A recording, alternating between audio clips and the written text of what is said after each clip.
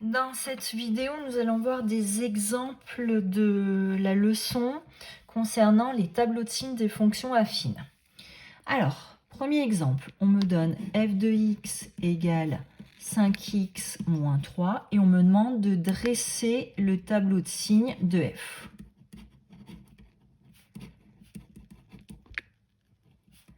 Donc, démarche à suivre. Je commence par chercher quand est-ce que 5x moins 3 s'annule. Donc, je cherche à résoudre l'équation 5x moins 3 égale 0. C'est quand 5x égale à 3. Entre le 5 et le x, il y a une multiplication. Pour annuler la multiplication, je vais faire la division. C'est donc quand x égale 3 cinquièmes. Soit je conserve l'écriture 3 cinquièmes, soit je choisis 0,6, puisque 3 cinquièmes s'écrit aussi sous la forme d'un nombre décimal. Maintenant, dans mon tableau de signes.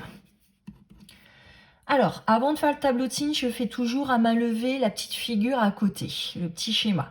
La représentation graphique d'une fonction affine, c'est une droite. Donc là, je dessine et je symbolise l'axe des abscisses. Comme le coefficient directeur est un nombre qui est positif, ici le coefficient directeur A, il vaut 5, il est positif.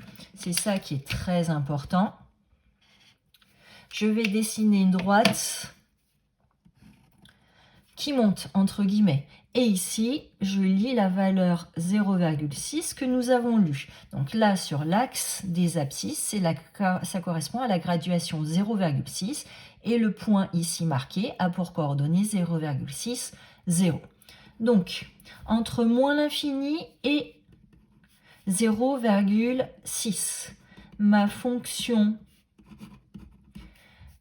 la courbe représentative de ma fonction est située sous l'axe des abscisses. Donc ma fonction va être négative, ça s'annule en 0,6. Et entre 0,6 et plus l'infini, la courbe représentative de la fonction f a basculé au-dessus de l'axe des abscisses. C'est donc positif.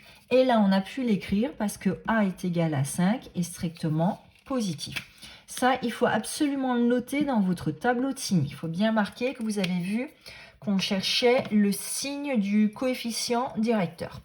Second exemple, on me donne g de x égale moins 2 tiers de x plus 7. C'est une fonction affine, donc la représentation graphique de ma fonction affine va être une droite, non parallèle à l'axe des abscisses, symbolisée ici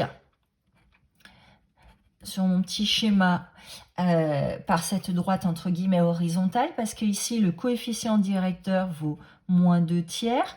Comme moins 2 tiers est négatif, je vais être amené à dessiner une droite qui descend, entre guillemets. J'obtiens donc ici C de F. Ce qui m'intéresse, c'est de connaître la graduation qui correspond à ce point d'intersection ici, donc c'est-à-dire l'abscisse de ce point d'intersection. Donc je cherche quand est-ce que moins 2 tiers de x plus 7 est égal à 0. Je cherche à résoudre d'abord cette équation. J'annule le plus 7. Pour annuler le plus 7, je vais faire une soustraction, donc moins 7. 0 moins 7, ça fait moins 7. Ici, il me reste moins 2 tiers de x. Pour faire disparaître ce moins 2 tiers, je vais annuler une multiplication en faisant une division. Je vais diviser par moins 2 tiers. Or, diviser par moins 2 tiers, c'est comme faire une multiplication. Diviser par un nombre, c'est comme multiplier par son inverse, qui est 3 sur moins 2. Donc, il me reste moins 7 multiplié par 3 sur moins 2. Un nombre négatif multiplié par un nombre négatif, ça me donne un nombre positif. 3 fois 7, ça fait 21. 21 demi, autrement dit 10,5.